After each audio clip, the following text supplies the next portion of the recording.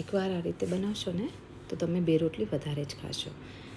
તો આજે આપણે ભરેલા ભીંડા બનાવવાના છે એકદમ ઇઝી રીતે. તો એના માટે 250 ગ્રામ ભીંડાને આ રીતે ધોઈને એને લૂછી લેવાના છે.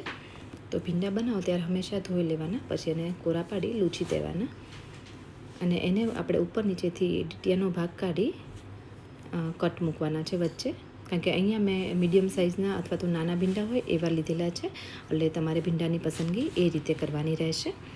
તો અહીંયા 250 ગ્રામ ભીંડા આપણે રેડી થઈ ગયા છે. તો આ રીતે મેં થોડા નાની સાઇઝના લીધેલા છે. હવે એનો એકદમ સરસ મજાનો ટેસ્ટી એવો મસાલો બનાવી લઈએ. તો અડધાથી પોણો કપ જેટલો ચણાનો લોટ લેવાનો છે, 1 ચમચી જેટલું લાલ મરચું, 1 ચમચી ધાણા જીરું, નાની અડધી ચમચી જેટલી હળદર અને ટેસ્ટ પ્રમાણે મીઠું. સાથે મેં અહીંયા થોડો ગોળ એડ કરેલો છે. અહીંયા ગળપણ ખટાશ નાખશો ને તો એકદમ ટેસ્ટી ભીંડા બનતા હોય છે. સાથે 1 લીંબુનો રસ. તો ગળપણ ખટાશ તમારા ટેસ્ટ પ્રમાણે તમે પ્લસ માઇનસ કરી શકો. સાથે 2 ચમચી જેટલું તેલ અને આ મસાલાને મિક્સ કરી દઈએ.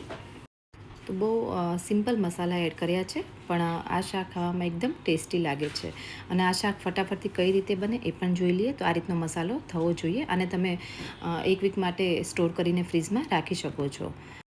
તો આ રીતે બધા જ ભીંડા આપણે ભરી લઈએ અને ઉપરનો ભાગ આ રીતે કાઢી લેવાનો, કારણ કે ભીંડા ભરીએ એટલે ઉપર મસાલો વધારે રહેશે. તો તમારે એને આ રીતે ઉપરથી થોડું આ રીતે પ્રેસ કરી કાઢી લેવાનો મસાલો. અને હવે આને આપણે વઘારી દઈએ. તો અહીંયા મેં મસાલો થોડો વધારે બનાવેલો છે, એટલે જો તમારે વધે તો આને તમે ફ્રીજમાં મૂકી શકો છો. આટલા ભીંડામાં બરાબર છે. 300 ગ્રામ ભીંડો જેટલો મસાલો રેડી થઈ ગયો તમારે. હવે અહીંયા 4 ચમચી જેટલું તેલ ગરમ થવા મૂકીએ. કોરા શાકમાં હંમેશા તેલનું પ્રમાણ થોડું આગળ પડતું હોય છે, તો તમે તેલનું પ્રમાણ તમારે જે રીતે પ્લસ માઇનસ કરવું એ રીતે કરી શકો છો.